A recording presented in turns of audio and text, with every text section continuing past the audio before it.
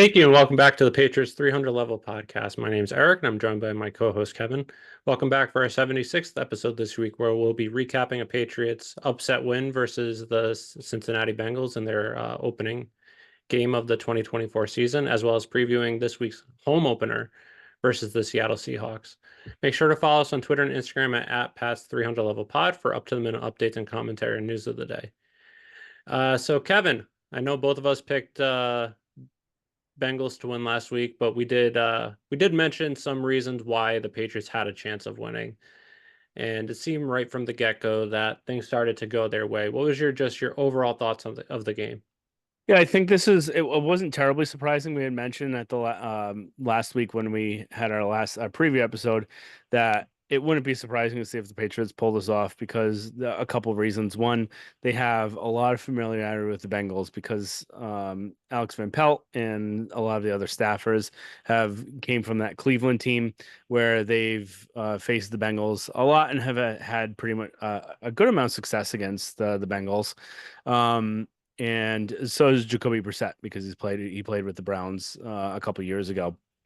The other one is that the Bengals notoriously get off to a really bad start. Yep. The last now it's 5 years, so they're now 1-4 in season openers. The only win they've had was in overtime, so it wasn't like it was a clear cut win to go ahead. And they usually start off slow the first four games of the year. Again, not always a bad thing because as Bill would usually take it, is that the first four games is really when you're trying to still learn your team. So as long as you're able to improve and get by after, it's fine. It's not great to shoot yourself in the foot, like to start off like 1-3 or 2-2 or 0-4 if you don't have to, but they don't usually start off too hot.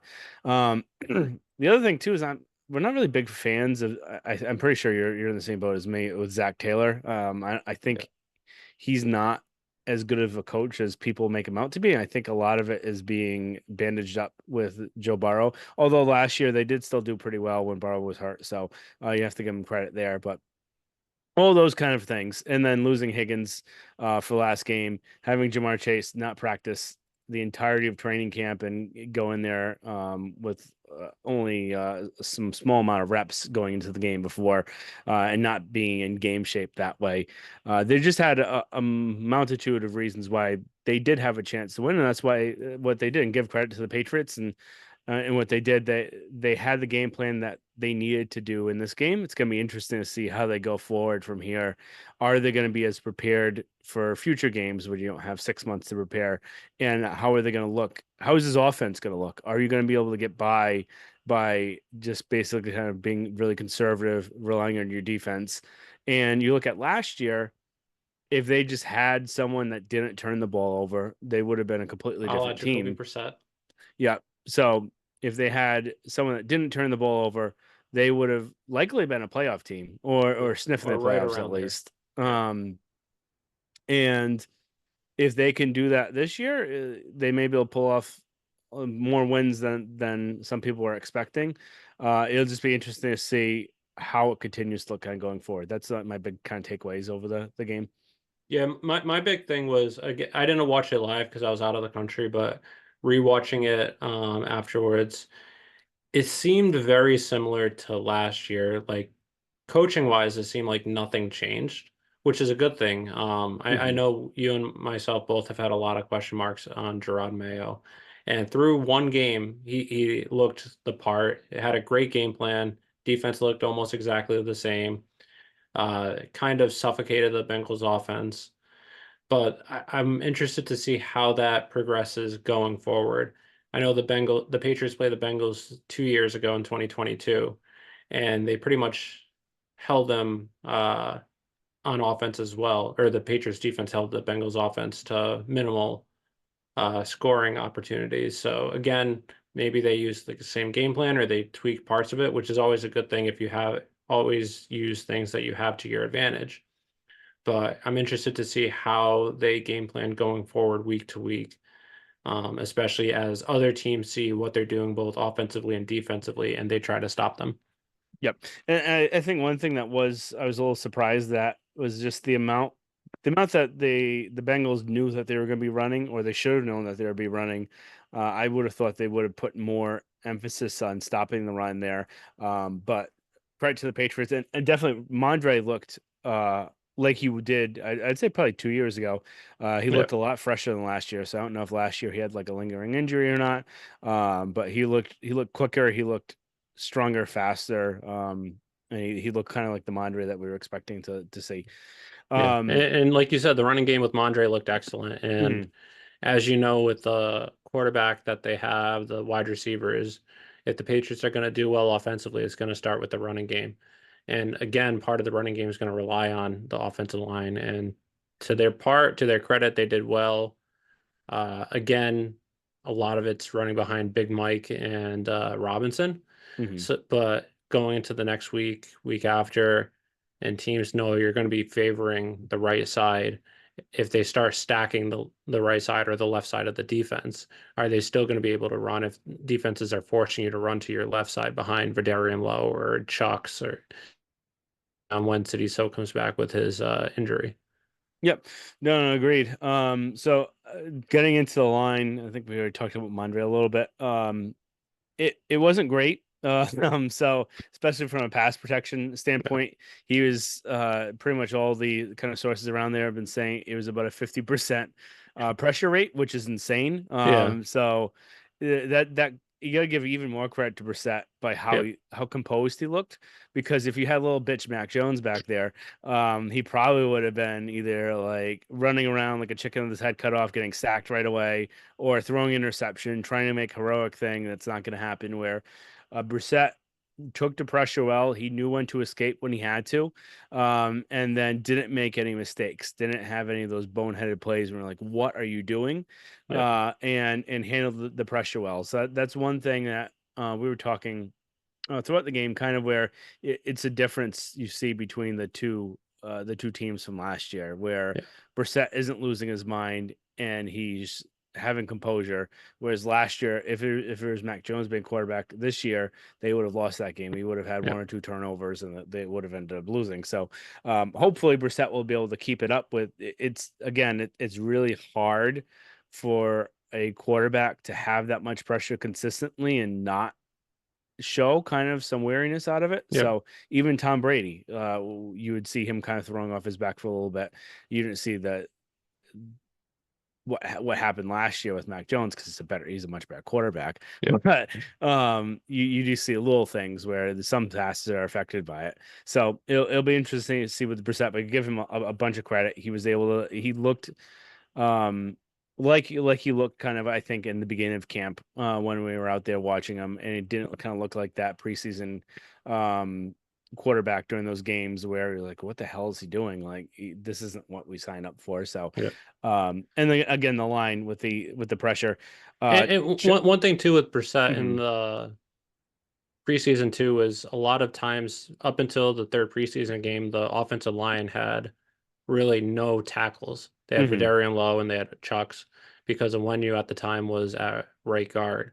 So again, he that definitely factored into it too in the preseason where again, preseason you can't really tell a ton, but if you're getting pressure from both sides mhm, consistently, it's tough to really do much. Again, I know Robinson didn't do great in pass protection. He did good in run protection, run blocking, but pass mhm, protection he allowed the most pressures, five out of any of the offensive linemen, and then Chuck's allowed 3 and 6 pass reps. But it's going to be interesting to see how the offensive line, if they're able to solidify going forward, if Robinson, as he learns, if he's able to get better at pass protection, if Low, Chucks, Caden, some semblance, if they're able to help with pass protection on the left side. I know they had Wallace as a sixth offensive lineman at times. If they even do that mhm, on, it sucks in the passing game if you have to do mhm, that where you have six offensive linemen, but you might have to do that considering what it looked like early on in the game on Sunday. mhm. No, no, agreed. And then Another thing, just give credit to the coaching staff for. I don't know who's the one that gave the green light to pull Chucks that Yeah, quickly. yeah. But credit for them for doing that and realizing this isn't working. We need to change this. And again, Vederen Lowe wasn't great. I think he also allowed five pressures in the game, but it wasn't at an insane rate that Chucks was allowing them at. So And Chuck's had a PFF score rating. of 0.0, which I didn't think was possible. Yeah, I was originally it was a one, I think a 1.2. 1.0, 1.2, and Yeah, then when they rewatched the game to regrade it to if there's anything they missed, they yeah, ended up lowering it to a zero, which is insane. yeah. But I And thought that again, was not to his credit, but defend him, he pretty much has only played the right side his entire career in the hmm NFL, and even during camp too, for most of camp. So it's a completely different thing to switch to another side. It's one thing if also he was at left side the entire camp, but hmm it's a completely different thing for offensive linemen, especially tackles. So again, he didn't play well, but the coaching staff didn't really put him in a great position to succeed. agreed, yeah. And then going on to just Brissett, I know we talked about him a little bit. Just one other thing I wanted to add where it's just it's funny that people are like, oh, this team looked great, or whatever. This is a great win, but if you really look at it, like they ran the crap out of the ball, and that was great. Yeah, Brissett, if you actually look at him, like he didn't play great. Like, he played good enough where he's protecting the ball. There was a bunch of throws that he missed where guys were wide open, or mistargeted them, and he just kind of looks kind of how like I remember like Drew Bledsoe looking like towards the end of his time with the Patriots, where he's very like cumbersome to like move around, and even his throwing motion, everything about him kind of looks slow. Like, um, it's gonna be interesting to see going forward too. The more hits he takes, what is it gonna look like? But he just reminds me of really kind of like Drew Bledsoe towards the end, where he's that like as Ernie said, he looks like he's a wildebeest under attack. So I think you could kind of say that about Brissett, especially being pressured 50% of the time. yeah. And he did sneak out of it a lot, and he did show some elusivity. Is that a word? Um, Elusiveness. And he didn't look completely overwhelmed by it, but he just everything about him kind of just looks like it takes work. Like, I don't really know how a good way of saying it other than just it looks like it takes a lot of work to get where he's yeah, at. So, agreed. all right. Moving on defense. Again, they played really well. They kind of continued how they looked last year, and that was something I was really excited for to see Yeah, how are they going to look and how is it. We both really like Covington, but again, it's his first time calling plays. How is that going to look? How is the game plan going to look? Who's the one that's actually scheming it? We actually don't really know. I would like to hope that it's probably Mayo being part of it, because if it's not, I don't know what he's doing. Uh, but well, whoever it is, it looked like the kind of prototypical kind of Bill Belichick defense. yeah, And it did make me kind of excited where if it continues this way, then we may actually have something going forward if May is able to develop as a quarterback.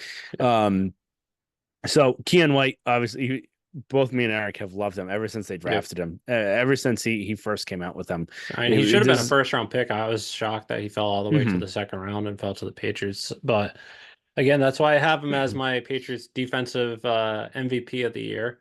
So Mhm. after week one, that looks like a good pick. We'll see if that Yeah. continues. Yeah, But he was an absolute beast. And then Jonathan Jones is someone I've always just loved yeah, because he's a really hard worker. He's extremely fast. He's always dependable. He's reliable. He's someone that you can throw him anywhere and he'll succeed. yep. So he's usually a slot corner, and then He's the they end up perfect throwing him Patriot. as a boundary corner. He's played some safety. He'll do anything you need him to do.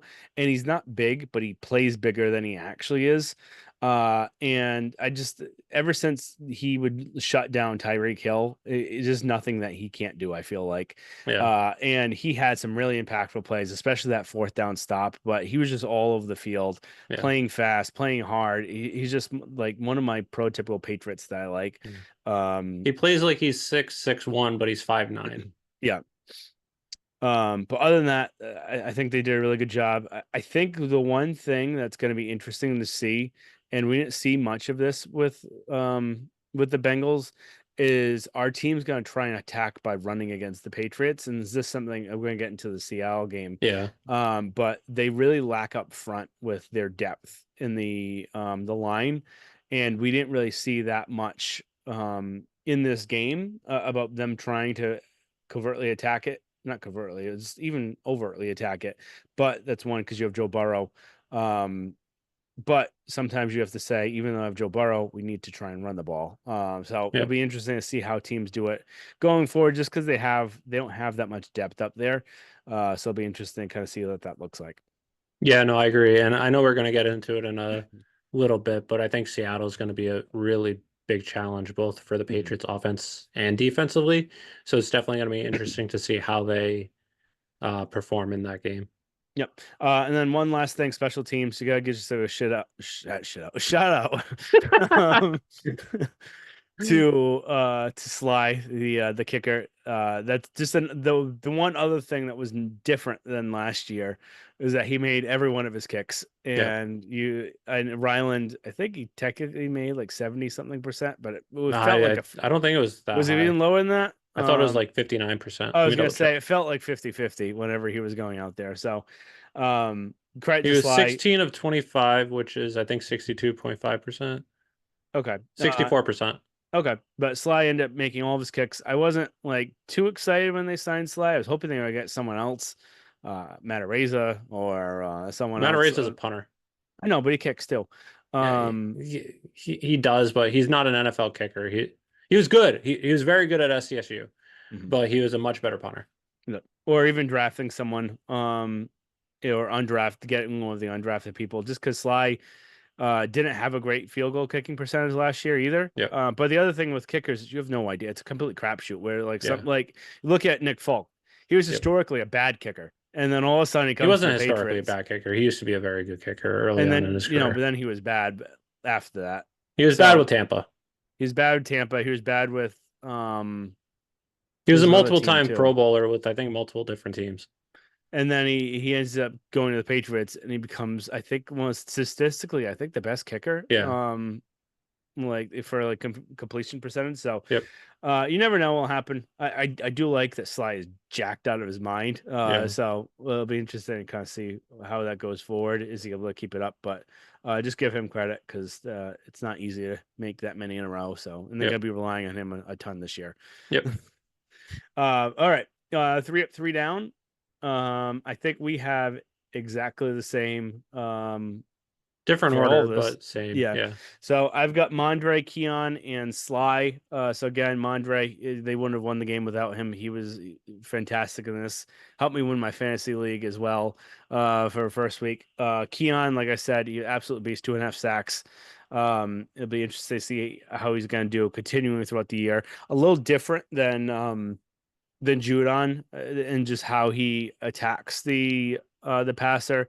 Um, Keon, we didn't really talk too much about how he does it. He's just a physical kind of pass rusher, and he's not really he doesn't have all of that kind of like shiftiness that a lot of pass That like rushers have Uche has. that Uche has, Yeah. or even Judon, or you look at like Nick Bosa, Yep. someone like that, where they're getting under someone and they're shifting, all that sort of thing. Because Keon just drives past someone.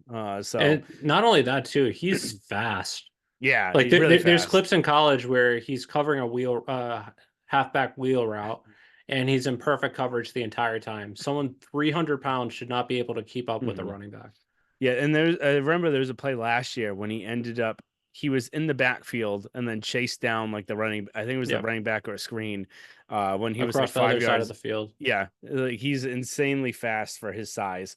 Yeah. And then against Sly making all those kicks was really necessary. You want to just give your quick Yeah, thoughts? I had Keon first just because pass rush was one of the not really big question marks, but for a defense that did really well last year, losing Judon, losing Barmore, that was probably the biggest question mark on the team this year. And it was going to be interesting to see where they were going to get that production from. Was Keon going to take that step up this year? Was Uche going to be like he was a couple years ago when he had double-digit sacks? And then Jennings as well, was he going to contribute? And then it was great to see Keon just having such a big impact. And they're going to probably have to rely on him going forward the rest of the year to get pressure to help give the secondary some take some pressure off of them. But if he keeps playing like he did, defense will still have some good shots in games going forward. Mhm. Then Mondre, like you said, he looked like the Mondre in 2022 that was carrying this team. And then Sly, I know they weren't tough kicks; they were all less than 40 yards. But still, that's something that wasn't a give me last year. So I have to give credit where credit's due. All right, three down. So I've got Chucks, Lowe, and Marco Wilson. So again, Chucks 3 for 6 for pressures allowed, which is insanely bad. Lowe, again, he was better than Chucks, but he still allowed a decent amount of pressures, and that left side was where they were coming from. You could tell they had everyone lined up on the left side, knowing it was the weakest side, and they Yeah. always had a constant rusher coming from the left side. And then Marco Wilson. It was tough to really get a third. He just stood out as one of the guys in the secondary that just didn't really kind of lock down, and he allowed some catches. Uh, but again, he was kind of a last kind of throwing one there for that. Yeah, no, I agreed. I had Chucks just because he was horrendous, and then Low. And then my third was Layden Robinson's pass protection. Just Okay. because he was great run blocking, but he has to be more well-rounded at this level, especially for a team that needs they're going to be running the ball, but a lot of times they're going to have to pass, especially later in the game if they're down. So he has to get better at that. Again, it's only week one, but that was just my third one. It was tough to pick a third one too, but Yep. All right. And before we move on to the Seahawks kind of preview, I got one kind of usually we do 5 questions around the league. I'm gonna oh, ask there's just one more thing I want to talk about the game though before yep. we move on. Is I know the Patriots won. They won 16-10 against what should be a good Bengals team. I know they were without Higgins. Chase didn't really practice much. And I know it seemed like they were in control for most of the game, but there were a few things that just keep in mind, so you kind of temper expectations from a big week one win. They got the win, which is the most important thing, but if a couple plays didn't go their way, they likely would have lost. The Bengals fumble at the half-yard line. If he just didn't fumble the ball, that would have been first down and on the half-yard line, and then they would have gotten eventually, most likely, a touchdown. And then it's 17-16 and the Bengals win. So that one play potentially cost them the game. Also, the fumble on the punt return set up a Patriots field goal. If they didn't get that fumble, it's 13-10. If the Bengals convert on third down or on fourth down, on 4th and 2, if Jonathan Jones doesn't have a hell of a play, that's a first down, and that's likely a Bengals field goal considering they have a really good kicker. So again, that the Patriots won 16-10. It could have easily been 23-13 where they lost. So a win is a win, but just to keep those things in mind, it's also a good sign that a team is getting good breaks, but you can't always count on that week in, week out. So you have to hope that they play better next week if they want to have a chance to win. Yep. But one other thing to go from there is that we did mention also last week where one of the things for like our record prediction, which I was mentioning was that last year they got pretty much no breaks at all, Yeah. and they ended up losing all of those one And they score didn't get games. breaks the year before either, if we're going to Hmm. be honest. In Yeah, 2022, they should have made the playoffs, but everything went not their way. yeah. So two And years in a row that historically, when those things happen, you usually see the swing the next year. So now it's been 2 years in a row of happening. It may end up being. I wouldn't be surprised if you saw some more breaks happen this way that you're not usually used to seeing, just because things have a way of evening themselves out. So yeah. that's just another thing. So before we get to Seahawks, we usually do 5 questions around the league. I'm just gonna do one this week. Okay. Is actually it's gonna be a two-parter. All right. I have no idea what this is because this isn't Yeah. on our agenda. So Is Russell just Wilson like cooked? Not Russell Wilson. Is Kirk Cousins cooked? And then when will Michael Penix Jr. start his first game for a benched Kirk Cousins? that's a great question. it's tough to say he's cooked. I know he didn't look great week one, but it could also be he just hasn't fully recovered. Achilles Hmm. injuries, especially for quarterback, are very tough. Hmm. So it's tough to say his career is over. But considering he looked like that week one, I wouldn't be shocked if they shut him down because of the contract they gave him, how they still have owe him a ton for next year. And then after that, it gets a little better on the salary cap. But if he keeps looking like this the next 3, 4, 5 weeks, I wouldn't be shocked if they just shut him down or put him on IR with an injury, and then they play Penix and see how Penix does. So I don't think they'll outright bench him. I think they'll say it's an injury. But yeah, he didn't look great, and it just makes you wonder what the hell are they doing? And I'm kind of glad Bill didn't go there because like we talked about this in the offseason, but if you want to draft Michael Penix number 8, complete like go ahead. I'm one of the as we talked about, I love Michael Penix, big Michael Penix fan, but you either draft Michael Penix 8 and use your free agency money to improve the rest of the team, or you sign Kirk Cousins and you use that number 8 pick on probably a defensive player, the best defensive player in the draft. You don't use both on a quarterback, especially the most pro-ready quarterback in the draft. You could argue maybe Bo Nix because he had more starts, but Michael Penix is a 6-year senior, was a 6-year starter in college. So again, I'm just glad Bill didn't go there after everything that's going on, and I'm glad that the Falcons lost week one, and I hope they lose more as the season goes on. It's just interesting. I don't know if did you see any of the videos that showed every drop back I didn't that I Kirk didn't watch Cousins had? those. I saw some of the highlights from the game, but Okay. Yeah, there was one that specifically is focused on his feet, and you could tell he was putting no kind of major pressure on his back foot. So it'd be interesting. I don't remember if we talked about this last week or if it's just something that I've talked with someone else about. But usually Achilles injuries, it's not like an ACL. It's not something where someone's recovered in 4 to 6 months now. It's yeah, usually a year and a half, yeah, sometimes 2 years. And sometimes some people never recover from them at all. They're a really different kind of animal of an injury, yeah. and especially if he's put using all of his weight on that foot to kind of push off. And he's Again, an it's older not some quarterback too. He's already yeah. 36, so it's not like he's a 22, 23-year old. Hmm.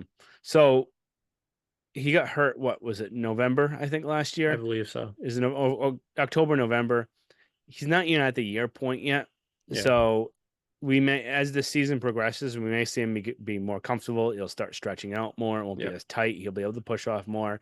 It was not a great look. Again, I wouldn't be surprised too if we saw some IR thing if it continues and it doesn't get any better. Um, I don't think it'll be an outright benching just because I don't think they monetarily would want to eat that much money. Yeah. I think it would just be a really bad look. Yep. Agreed. But maybe they would because realistically, he's only guaranteed the first 2 years. Yeah. So you could just say, I'll eat $50 million for 1 year, and just have him either be benched or cut, Well, and with then the have Penix start. signings and contracts that they've given out, they don't have a ton of cap space next year too. So if you do that, you're kind of screwed. But again, Well, yeah, you but can always push money, but he's gonna be on your books anyway. yeah, So just cut him, and you still have it's just a your waste, is quarterback. what I Yeah, mean. it's just But a waste. Yeah, but so yeah, it'll be interesting. One other quick question before we move on to the Seahawks, yep. and I think we'll revisit this halfway through the year and then at the end of the year. Okay. Where's Bill Belichick coaching next year? Everything says Dallas for me, just because whenever you hear him on any of the shows he's on, I don't know if you saw the latest Coach GM episode with Underdog. He was raving about how Steve Jones has done an excellent job putting the team together in Dallas, and all the other shows he's talking about how Dallas has great weapons, great offense, great defense. So unless McCarthy wins the Super Bowl, I'm still thinking Dallas. I know this one's been really tough. I know Edelman the other day was saying he thinks it's gonna be the Giants, which I just even though Bill loves the Giants, I just don't think They're he'd not in a go there. position to win. They're not in position to win. It's going to be a waste of his time. He's not going to look good Yeah, unless he knew who was going to play quarterback for him and then somehow turn that around really quickly. yeah, It's really between um, the Eagles and the Cowboys, I would say. And And I'd you say the could, Eagles are more likely to go with a younger Vrabel, to be honest. yeah. But So, he has talked well. He's talked very well about the Eagles front offense, Eagles team, mhm. and they supposedly have a good relationship.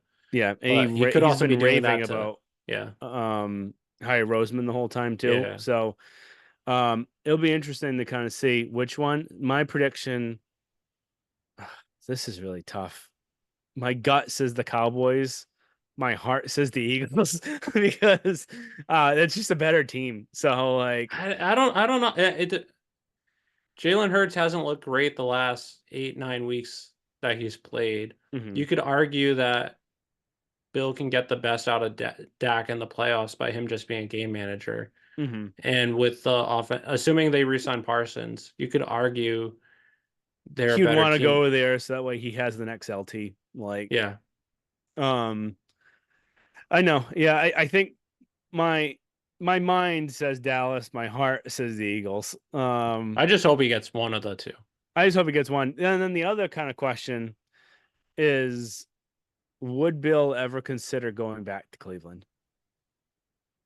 Because if It's a Deshaun different Watson doesn't, organization, no, he but it's doesn't. He this. doesn't think that way. Though. I know. He doesn't hate the Ravens. I know. He he He hates the hates the city of Browns. Cleveland. I think it depends on what he thinks of Deshaun. Because likely if Stefanski's getting fired, it's because Deshaun Watson sucks this year. And if he sucks after it's been what 5 years since he played Mhm. well. So if Deshaun Watson's still the quarterback, which he likely will be because of the cap situation, What if he gets voided? then what are you going to do at quarterback? I think I don't know. that's a question. If Hmm. he's able to get Miller Moss or Sanders or someone in the draft, then Yeah. maybe. But yeah, I think it's going to depend on where the Browns finish and what the viable options are. So Yeah. I'd say less likely just because he hates the city of Cleveland and then also the Hmm. quarterback situation. Yeah, that makes sense. And then the only other one would be the Bengals, where like it Yeah, sounded good. like, I don't know if you heard the GM shuffle with Mike Lombardi, but he was basically calling for Zach Taylor to be fired after not being prepared for the game. Yeah, Um, so interesting to see if he's trying to do that to try and help Bill out to have just could be. another option. Yeah. So maybe that may be an unknown place. I know in the he was also in I think November or December before the playoffs, he was also calling for LaFleur to possibly be fired too Yeah. before they upset Dallas. But So it'll be interesting to see that. But I yeah, would love to have a friend that good as Michael Barty that yeah, holds my water that much. So same here. all right, Seahawks, real quick here because we've been going long for this. The biggest thing that they have a new coach. They don't have Pete Carroll anymore. They have Mike McDonald, former Ravens defensive coordinator for the last 2 years. Yep. And for at least the first week, and again, we don't really know much until about week 4, week 5, what these teams are really going to look like. In Yeah. health, the Patriots in 2017 was the Ram? No, 2018. 2018 was the Rams. 2018. You didn't know until Um, the you didn't really second know to what they last week of were the until, yeah, season. the second to last week of the season. But um, most teams you really know after week 4, week 5. But it looks like the offense has changed. Of course it changed because they ended up he didn't retain their offensive coordinator, even though the offense last year was actually really good. They were, I think, sixth and They were efficient, but they weren't great. yeah. But statistically wise, they Yeah. were up there in the offense. I think they were a top 6 scoring team, or there was 6 in DVOA, one of those two. Um, and they have a lot of playmakers on offense. Yeah. They ended up going with the offensive coordinator from University of Washington, um, and he's put in a lot of the different things that they did in Washington. They're a lot more run heavy. They do a lot more shot put, so that they do Shotgun. have some of those chunk plays. What was that? Yeah. Did you say you said shot put? Did you mean shotgun? No, just like shot, like they Oh, go okay, for like a okay, long play, okay. shotgun as well, and but we don't really see a lot of yardage attempts for each kind of attempt. So Yeah. last week, Geno Smith was, I think, 16 in overall kind of yardage per attempt, so it was a lot less than it was last year. But again, is that just week one being Yeah. conservative? Is it how they're going to be playing? You don't really know. But odds are, if the coordinator is going to go with what he knows, probably, and it's going to be maybe more run heavy than it was last year. Yeah, I Um, think it's going to be a fascinating matchup for the Patriots defense, which played really well week one, mhm. to go against this offense. I know Geno Smith, I don't think any of us really think he's great quarterback. He's been good the past couple of years, but not great. He's been efficient He's though. that average guy Yeah. that can get you someplace, get you to the playoffs. He's never going to put you over the top, Yep. but if you surround him with enough, he could be that game manager that would make you win. Exactly. But the Seahawks have a great running attack with Walker. I know he missed practice yesterday. I'm not sure if he's going to be playing this week. I'm assuming he will be until we hear otherwise. And they also have Charbonnet as well. And then in the passing game, they have DK Metcalf. They have Tyler Locker. Uh, Lockett? Lock it, not Lockett. Locker. Yeah, I misspelled that's what I that. thought. You spelled it wrong. JSN, the Ohio State wide receiver, and then they also have Noah Fant out of the tight end position. So they have a lot of weapons on offense. Uh, Patriots last week, they held the Bengals offense to not much production, but again, they were without T Higgins. They were essentially with a shell of Jamar Chase just because he didn't play. Bengals didn't have. They got rid of Joe Mixon. So they didn't have as much to really defend. Now you're going to have probably, my guess is Gonzo on Metcalf just because of the size, because Jonathan Jones and Marcus Jones can't cover someone that's 6'4", that's 7 inches, Mhm. 8 inches taller than them. And then it's going to be interesting to see how's Jonathan Jones going to be against a very good Tyler Lockett or JSN, and the vice versa with Marcus Jones. Who's going to be covering Noah Fant? Is it going to be Peppers? Peppers is only 5'11", 5'10", whereas Fant's 6'4", 6'5". I know Fant's underproduced. He's underachieved in the NFL so far, but he's still a good tight end, not like an elite, but he's Mhm. still good.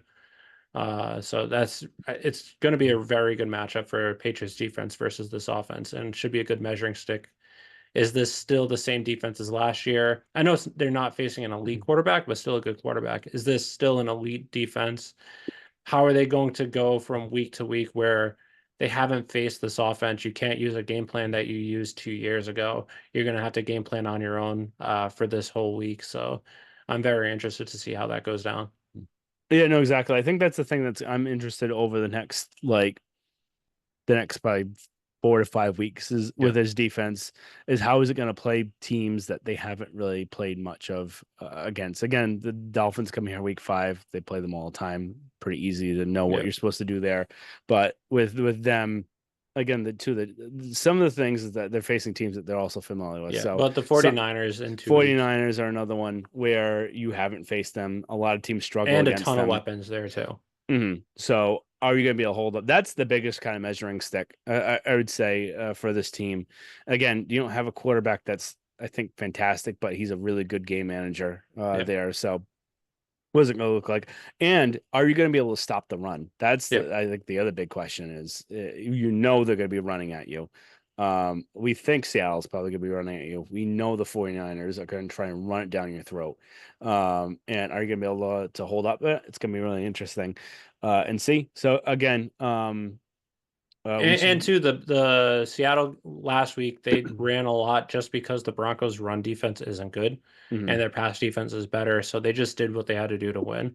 This week's going to be interesting to see, do they try and attack that Patriots secondary, or do they try and run it, or do they try and do a mix of both? If they do attack the secondary, is it going to be trying to go at Gonzalez with Metcalf just because Metcalf is such a has the height advantage, or are they going to go with some of the other positions as well? Where mhm, is Marcus Jones able to cover JSN? Is mhm. Jonathan Jones able to cover Lockett, who's a good cornerback? I know Jones did great last week, Jonathan Jones, but should be interesting week to week, Yep. depending on And the then just matchup. another kind of caveat to mention on their offense is that their right tackle spot is in a pretty kind of dire situation. Yep. Their starting tackle is out on pup right now. Their current starter was injured last week. Um, and we don't know if he's going to be able to play this week is questionable so far. So they might be down to their third tackle right now. Big Keon Um, White week. It could, yeah, it could be a big key on White Week. It'll be interesting to see how they kind of game plan that. And again, their inside kind of guards aren't the greatest, at least on the right side. I think Lakin Thomason's actually pretty decent on the left, but that right side is going to have some issues. So it'll be interesting to see how they kind of game plan that. Their defense again last year was really their defense was the reason why they didn't make the playoffs. Their offense performed really well. It was just their defense. I think it was like ranked like 28th or something like that. Um, this week, not this week, last week in week one, they ended again. Mike McDonald is the new head coach, so defensive minded head coach. Um, And he they led some very were good Ravens defenses over the past yes, couple of years. and they have a And lot he of is young though. So these are the two youngest coaches in the NFL, 37-year-old Mayo versus 38-year-old McDonald, or vice versa. But hmm.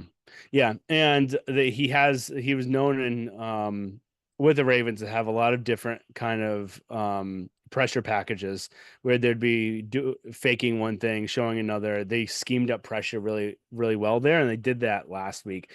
They logged the second highest pressure rate in week one, and they led the NFL in defense of DVOA last year. So big change from the year before. So how they played last week. So are they going to be able to keep it up?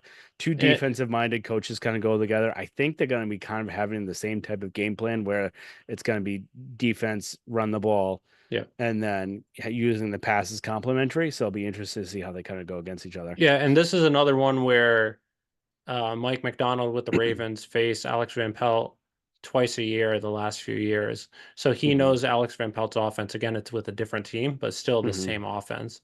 So he should, you would think, have some plans ready of how he plans on attacking that, especially seeing what the Patriots did in week one. Hmm. Patriots ran the ball very well, especially running to the right side. I'm assuming he's going to have some plan to try and force them to go left. And if he does, are the Patriots going to be able to actually do it? Yep. All right. So prediction time. Patriots are not favored in this game. They are +3. Over under is 38.5. Um, I think this game is they realistically have a chance to win this game. I They think do. they realistically have a chance to actually start this year. And I don't want to get ahead of ourselves, but they do have a chance of starting this year 3-0. Yep. Because the Jets, I just know will never believe in them until I see something out of them. And And they again, played last terrible week one. they played terrible week one. It doesn't seem like Rodgers is just fully checked in now. It kind of seems like again he was missing practice because he was on vacation, and it doesn't seem there's a lot of like inner turmoil you hear like reports of. Um, so there is a chance they win this game. There's a chance they end up winning the next game afterwards. Um, I'm not going to take them winning this game because I just think that it I want to see how another team game plans them, knowing what they're going to do. They know they're Yeah. going to have to run the ball. They know that they weren't great passing the ball last week. And are you going to be able to continue playing like that? I just don't think you can. And I don't think they're going to continue getting break after break every single week. So I have them the Patriots losing 17-13. And even the 13 may be high. It may be like 17-10, if anything, if they even score a touchdown. Yeah. Um, but I do not have them win the game, and I don't have them covering the spread either. Yeah, no, I agree. Like you said, I think they can also start the season 3-0, possibly even 4-1, depending on that Miami game. Hmm. Because depends on how Miami does. I still don't fully buy into them. I could see them dipping more this year, but I have the Seahawks winning 20-6. I had it 20-10, but about 10 seconds ago, I changed it to 20-6.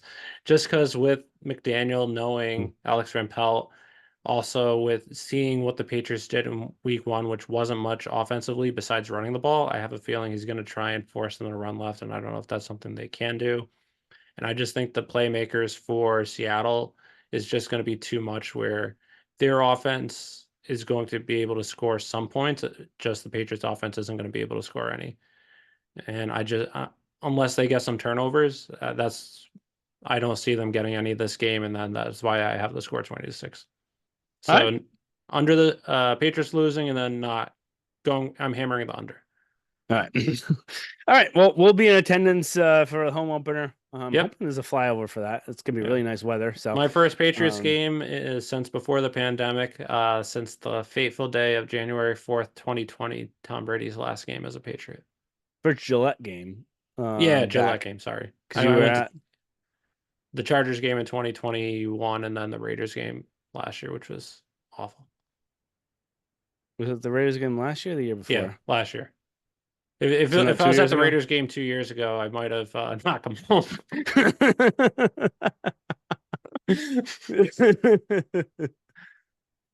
All right. So that's all we got.